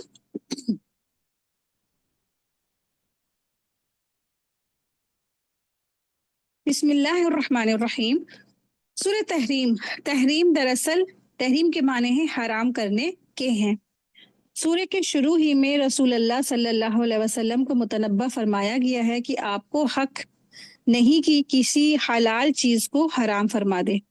वो यह बुनियादी उसूल बता दिया गया है कि जैसे कोई इंसान किसी हलाल को हराम नहीं कर सकता है, इसी तरह वो किसी हराम चीज को हलाल नहीं कर सकता है। इस सूरह के मज़ामीन ही में वाज़ेह है कि ये आप सल्लल्लाहु अलैहि वसल्लम पर मदीना में नाजिल हुई। इस सूरह में ख़ास तौर पर उम्महातुल मोमिनीन से खिताब किया गया है कि उन्हें चाहिए कि अगर आप सल्लल्लाहु अलैहि वसल्लम ने कोई बात जो राजदार के तौर पर कही है, तो दूसरी अजवाज के सामने उसको जाहिर नहीं करें। और इसी के दिल में नेक खातून की सिफात भी बयान की गई है कि वो अहकाम इलाही के सामने सरेंडर करने वाली होती है, ईमान की हामिल होती है, फर्मा बरदार होती है, तौबा करने वाली होती है, इबादत गुजार और रोजेदार हुआ करती है। मुसलमानों को मुतवज्जो किया गया है कि अपने साथ साथ अपने अहल और आयाल को भी दोजख से बचाने की फिक्र करनी चाहिए और अल्लाह के सामने तौबा और इस्तगफार के तरीके को अपनाना चाहिए। सूर्य के आखिर में 2 किस्म की खवातीन की मिसालें दी गई हैं, काफिर औरतों की, और इसी हैसियत से हजरत नूह और हजरत लूत अलैहिस्सलाम की बीवियों का जिक्र फरमाया गया है। ये दोनों अंबिया थे और उनकी जो बीवियां थी वो काफिर थी। और मुसलमान औरतों की इस हैसियत से फिरौन की बीवी हजरत आसिया अलैहिस्सलाम का और हजरत ईसा अलैहिस्सलाम की वालदा हजरत मरियम अलैहिस्सलाम का भी तस्किरा फरमाया गया है। तो जो आसिया अलैहिस्सलाम थी वो फिरौन की बीवी थी। दरअसल आसिया अलैहिस्सलाम ईमान वाली थी, उनका जिक्र है। और फिर ईसा अलैहिस्सलाम की जो वालदा है मरियम अलैहिस्सलाम, उनका तस्किरा है।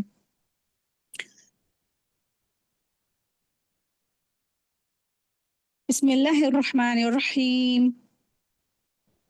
या अय्युहन नबिय्यु लिमा तुहर्रिमु मा अहल्लल्लाहु लका लका तबतगी मरज़ात अज़वाजिक वल्लाहु गफूरुर रहीम। ए नबी, जिस चीज को अल्लाह ताला ने आपके लिए हलाल कर दिया उसे आप क्यों हराम करते हैं? क्या आप अपनी बीवियों की रजामंदी हासिल करना चाहते हैं? अल्लाह ताला बख्शने वाला है और रहम करने वाला है।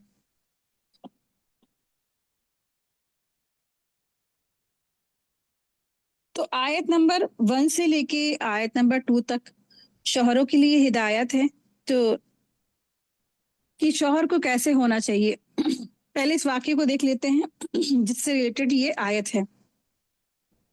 تو نبی صلی اللہ علیہ وسلم نے جس چیز کو حرام کر لیا تھا اس کے پس منظر میں ایک واقعہ ہے۔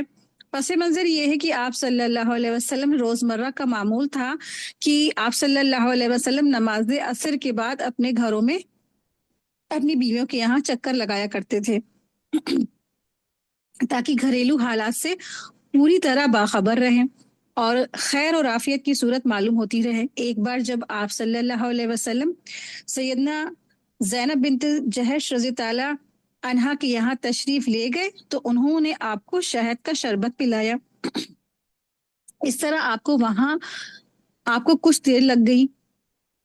دوسرے دن بھی آپ کو سیدہ زینب بنت جہش رضی تعالی عنہا نے شربت وہی جو شہد کا شربت پلایا، اور چونکہ آپ صلی اللہ علیہ وسلم کو شہد اور اس کا شربت بہت پسند تھا تو لہٰذا یہ بھی ایک طرح سے روزمرہ کا معمول بن گیا کہ سیدہ زینب رضی تعالی عنہا کے یہاں آپ صلی اللہ علیہ وسلم کو کچھ دیر لگ جاتی تھی۔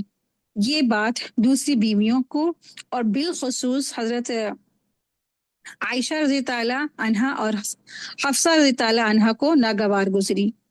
تو آپ دیکھیں کہ یہ ایک فطری چیز ہے کہ ازواج مطہرات بھی دراصل انسان ہی تھیں، اور خواتین اگر اس کا ہسبینڈ اس کے نکاح میں ہو تو ہر ایک بیوی کی ہی خواہش ہوتی ہے کہ ہسبینڈ کی جو توجہ ہے اس کی طرف رہے، زیادہ رہے۔ اسی بنا پر عائشہ رضی تعالیٰ عنہا نے اور حفصہ رضی تعالیٰ عنہا نے یہ اسکیم بنائی۔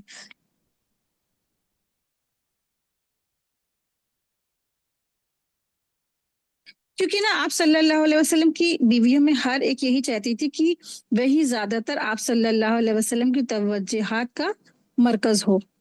چنانچہ عائشہ رضی تعالیٰ عنہا نے آپ کی اس عادت یعنی سیدہ زینب رضی تعالیٰ عنہا کے یہاں شہد کا شربت پینے کی جو عادت چھڑانے کی ترکیب سوچی کہ آپ سے کہا کہ آپ کے منہ سے مغافیرہ جو ایک قسم کا دراصل پھول ہوتا ہے جس سے شہد کی مکھی شہد بناتی ہے اور اس میں ہلکی سی صحن ہوتی ہے، تو مغافیرہ کی بو آتی ہے۔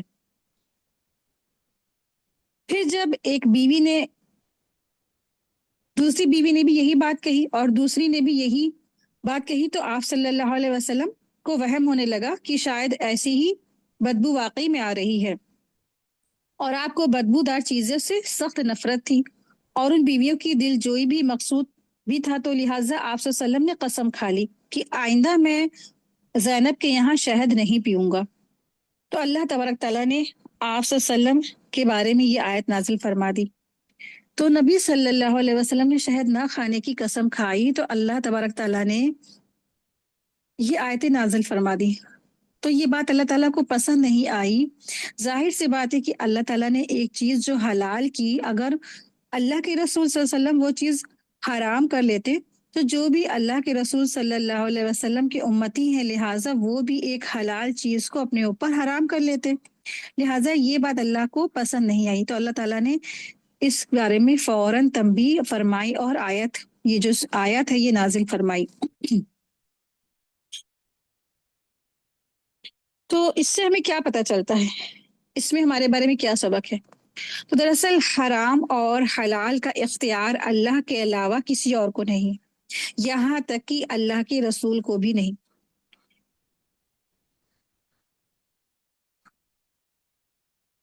اللہ کے رسول بھی جو حلال ہے نا اسے حرام نہیں کر سکتے، اور جو حرام ہے اسے حلال نہیں کر سکتے۔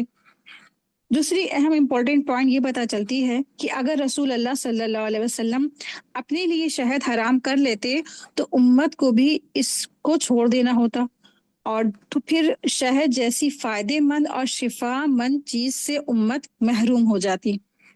اسی لیے اللہ سبحانہ تعالیٰ نے فوراً آیت نازل فرما کر رسول اللہ صلی اللہ علیہ وسلم کو ارشاد فرما دیا کہ آپ کو کیا کرنا ہے، ان چیزوں سے اپنے اوپر حرام نہیں کرنا ہے۔ تو اس واقعے سے دراصل شوہر کے لیے ایک خاص قسم کی رہنمائی فراہم ہوتی ہے، اور وہ رہنمائی یہ ہے کہ اللہ تعالیٰ نے مرد کے لیے عورت کی محبت کو مزین فرما دیا ہے۔ ممکن ہے کہ اس محبت سے مغلوب ہو کر کوئی شوہر اپنی بیوی کو خوش کرنے کے لیے شریعت کے احکامات کا پاس نہ رکھے۔ اللہ تعالیٰ نے ان آیات کے ذریعے سے ہدایت کی ہے کہ اللہ تعالیٰ کے احکامات کو ترجیح دو، اور کوئی मोहब्बत इस तरजीह को तब्दील ना करने पाए।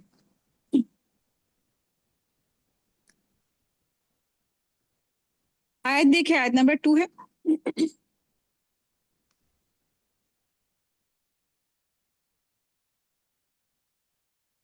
तहकीक कि अल्लाह ताला ने तुम्हारे लिए कसमों को खोल डालना मुकर्रर कर दिया है, और अल्लाह ताला तुम्हारा कारसाज है और वही पूरे इल्म वाला और हिकमत वाला है।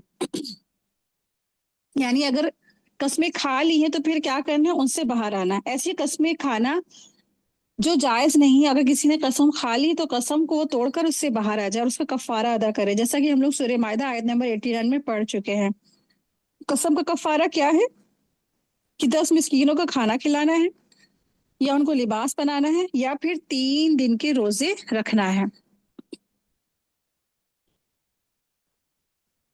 आयत 3। और याद कर, जब नबी ने अपनी कुछ औरतों से एक पोशीदा बात कही, बस जब उसने उस बात की खबर कर दी तो अल्लाह ताला ने अपने नबी को उस पर आगाह कर दिया। तो नबी ने थोड़ी सी बात जो जता दी और थोड़ी सी टाल गए। जब नबी ने अपनी उस बीवी को ये बात बताई अपनी उस बीवी को ये बात जताई तो वो कहने लगी, इसकी खबर आपको किसने दी? कहा, सब जानने वाले, पूरी खबर रखने वाले अल्लाह ताला ने मुझे ये बतला दिया है। तो दरअसल बाद मुफस्सिरीन कहते हैं कि कुछ राज की ये बात थी जो कि अल्लाह के रसूल सल्लल्लाहु अलैहि वसल्लम ने हफ्सा रजी ताला अनहा से कही थी, या आयशा रजी ताला अनहा से कही थी। तो हफ्सा रजी ताला अनहा ने आयशा रजी ताला अनहा को वो राज की बात बता दी, या आयशा रजी ताला अनहा ने हफ्सा रजी ताला अनहा को वो बात बता दी। बहरहाल बात क्या थी, इसकी कहीं से हमें कुरान और सुन्नत से खबर नहीं मिलती है। तो वैसे भी हमें उस बात के पीछे नहीं पड़ना चाहिए कि वो बात कौन सी थी, क्योंकि ना यहाँ पर अल्लाह ताला ने वो बात बताई ही नहीं है। इसका मतलब है कि अल्लाह ताला भी उससे राज रखना चाहते हैं। असल बात हमारे सीखने की क्या है, आप देखिए कि किसी भी स्टेट के जो हेड होते हैं, या गवर्नर होते हैं, या प्रेसिडेंट होते हैं, या आपके खुद आपके जो शौहर है ना, तो आप देखिए कि ये सब क्या है, बड़े अहम ओहदे वाले होते हैं। तो कोई भी बड़ा हो, कोई भी हेड हो, या प्रेसिडेंट हो, या कोई भी लीडर हो, तो जो भी हेड होते हैं ना, तो उनके पास बहुत सारे अहम राज होते हैं। तो बीवियों को चाहिए कि ऐसे राजों की हिफाजत करें, क्योंकि उस वक्त के जो रहनुमा लीडर नबी सल्लल्लाहु अलैहि वसल्लम थे। अब अगर वो कोई राज की बात अपनी बीवी को बताते तो वो बीवी की जिम्मेदारी थी कि वो उस राज को किसी और को ना बताए, लेकिन उनसे ये गलती हो गई।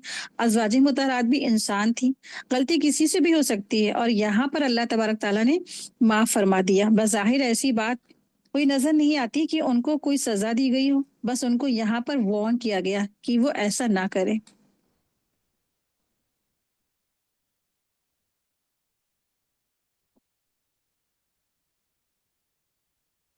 तो इस आयत से बड़ी खूबसूरत सी बात पता चल रही है कि बहुत सी चीज़ों को जो दूसरे के कसूर हैं, दूसरों की बड़ी बड़ी गलतियां जो करते हैं, उनको नज़रअंदाज कर देना चाहिए, इग्नोर कर देना चाहिए, जस्ट इग्नोर। क्योंकि ना बदला लेने में और जिद लगाने में कोई भलाई नहीं होती है।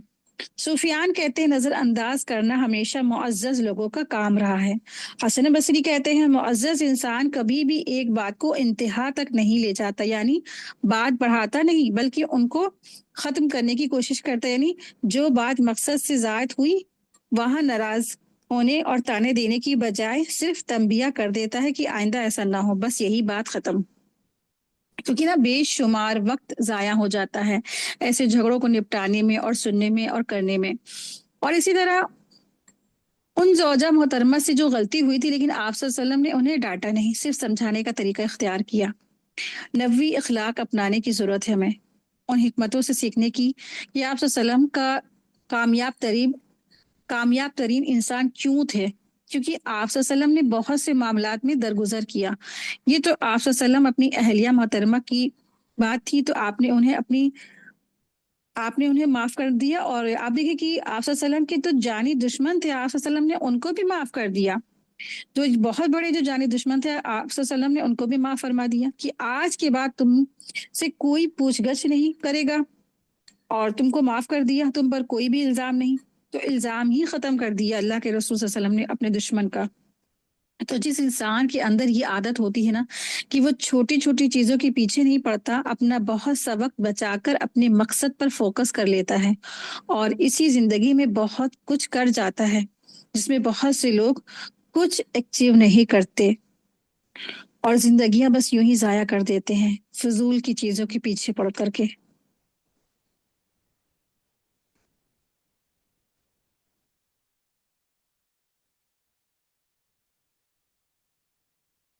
आयत देखें, आयत नंबर है 4।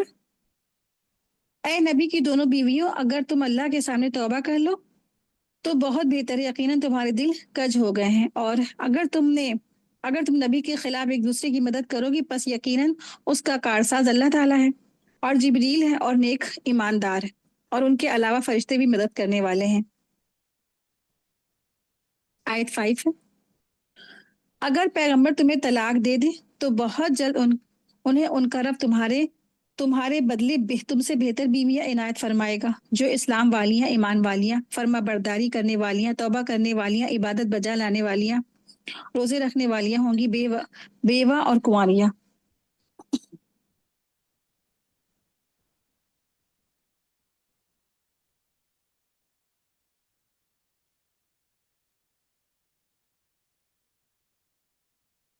नबी करीम सल्लल्लाहु अलैहि वसल्लम ने अपनी एक जौजा की जो राज की बात बताई थी, तो उन्होंने वो राज दूसरी जौजा को बता दिया, तो अल्लाह ताला ने वही के जरिए से आप सल्लम को आगाह कर दिया कि आप सल्लम का राज अफशा कर दिया गया है।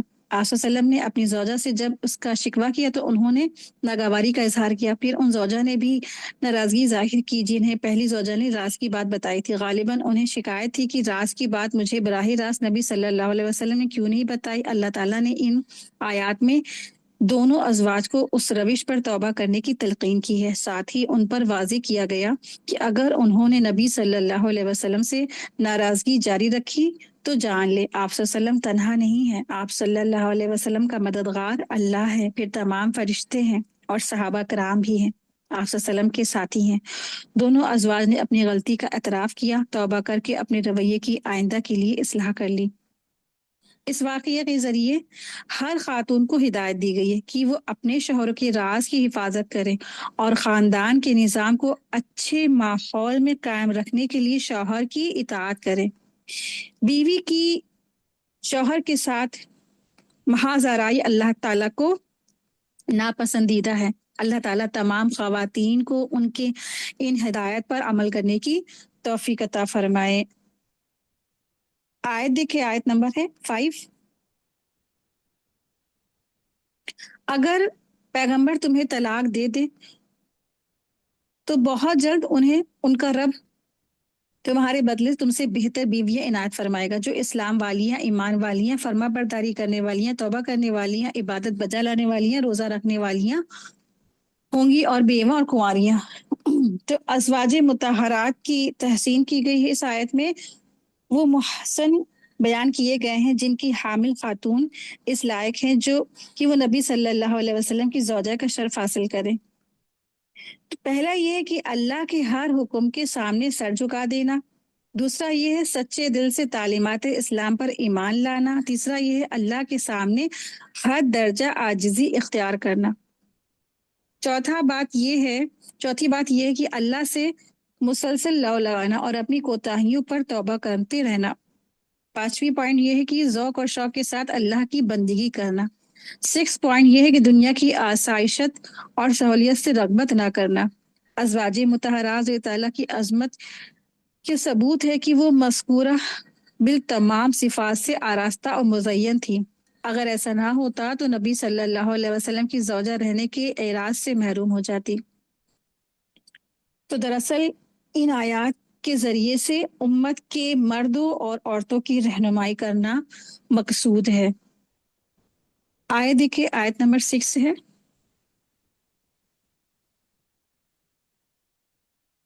ए ईमान वालों, तुम अपने आप को और अपने घर वालों को उस आग से बचाओ जिसका ईंधन इंसान और पत्थर, जिस पर सख्त दिल मजबूत फरिश्ते मुकर्रर हैं, जिन्हें जो हुक्म अल्लाह ताला देता है उसकी नाफरमानी नहीं करते, बल्कि जो हुक्म किया जाए उसे बजा लाते हैं।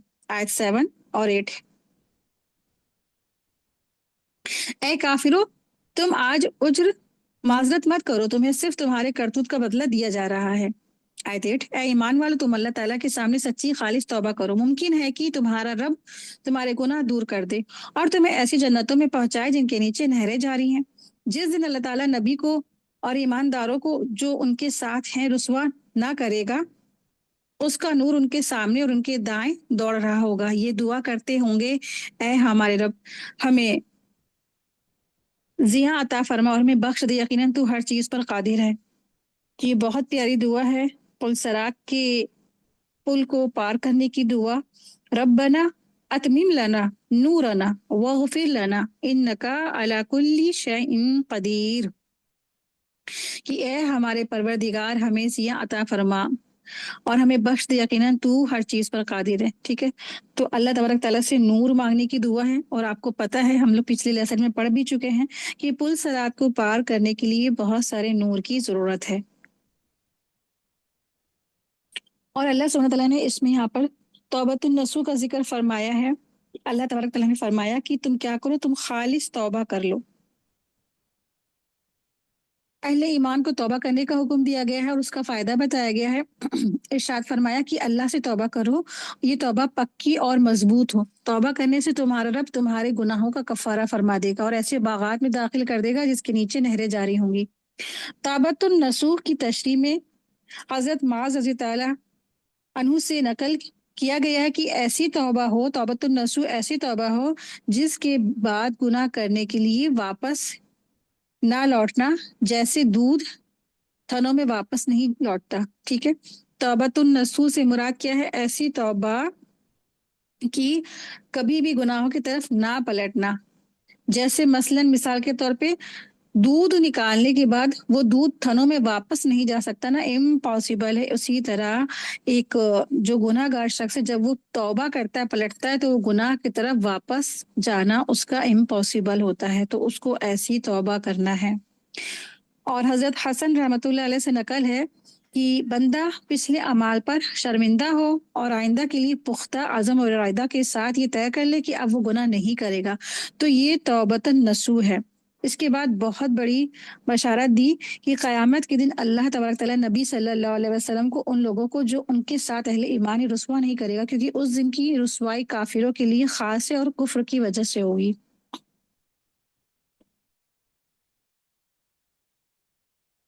तो यहाँ अल्लाह सुब्हानहू तआला ने तौबा का फायदा बताया है। तो सच्ची तौबा में चार चीजें जमा होती हैं। पहला ये है जबान से इस्तगफार करना, दूसरा ये है जिस्म के साथ गुनाह से किनारा कश हो जाना, तीसरा ये है दोबारा गुनाह ना करने का अज़म करना, चौथा ये है और बुरे लोगों से कतई ताल्लुक कर लेना,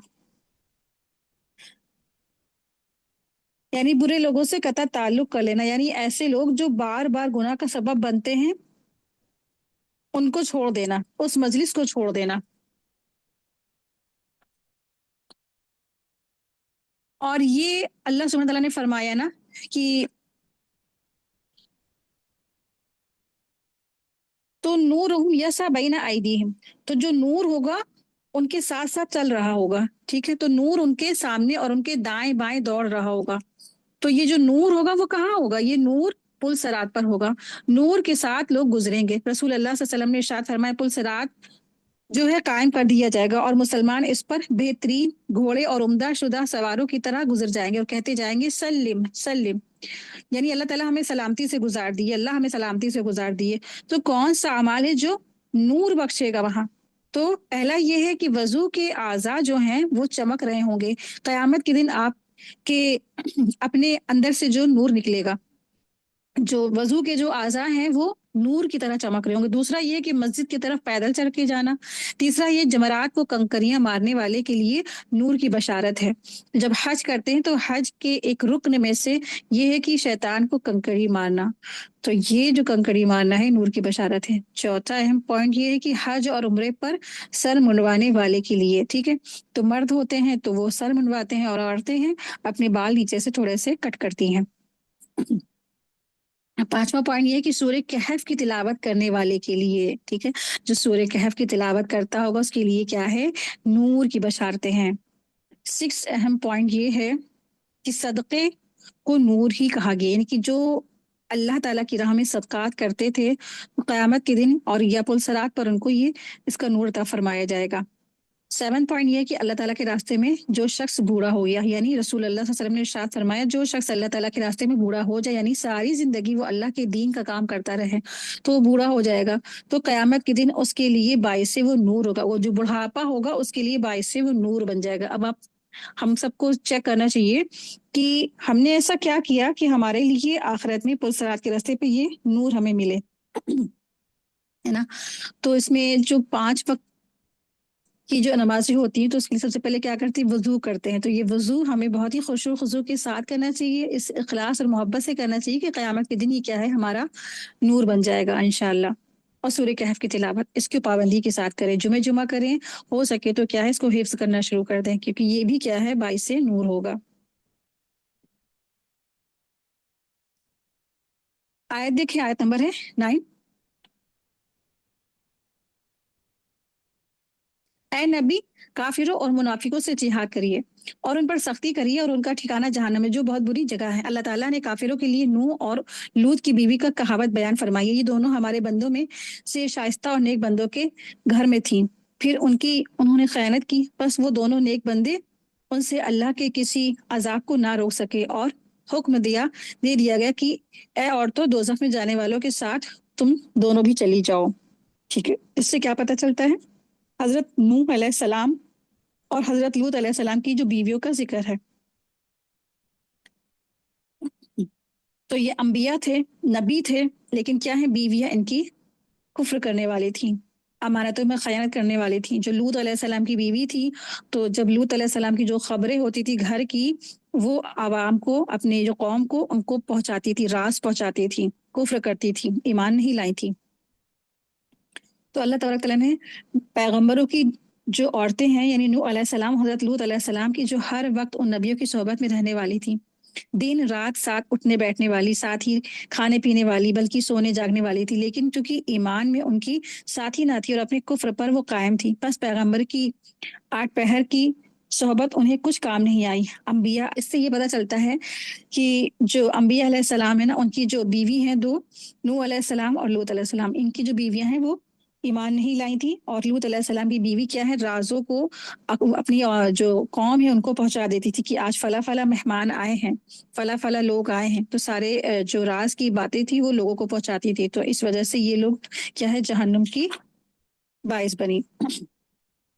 आयत 12 देखिए, अल्लाह ताला ने ईमान वालों के लिए फिरौन की बीवी की कहावत बयान फरमाई, जबकि उसने दुआ की कि ऐ मेरे रब, मेरे लिए अपने पास से जन्नत में मकान बना और मुझे फिरौन और उसके अमल से बचा और मुझे जालिम लोगों से खलासी दे। और मिसाल बयान फरमाई मरियम बिनते इमरान की, जिसने अपने नामूस की हिफाजत की, फिर हमने अपनी तरफ से उसमें जान फूकी। मरियम अपने रब की बातें और उसकी किताबों को मानती थी और इबादत गुजारों में से थी। तो आयत नंबर 11 में आप देखिए कि जो आसिया अलैहिस्सलाम का जिक्र है, आसिया अलैहिस्सलाम ईमान ले आई थी और ईमान बहुत ज्यादा उनके पास था, और फिरौन जैसे जुल्म का सिंबल करने वाला जो शौहर है, इतनी उनको अजियत पहुंचाते थे, तकलीफें पे तकलीफें पहुंचाते थे, लेकिन आसिया अलैहिस्सलाम अपने ईमान से नहीं फिरी। और आप भी देखिए यहाँ पे जो उन्होंने दुआ की अल्लाह तबारक तआला से, वो क्या की थी कि रब इब्नी ली इंदका बैतो फिल जन्ना, कि अल्लाह मेरे लिए अपने करीब में घर बना दे।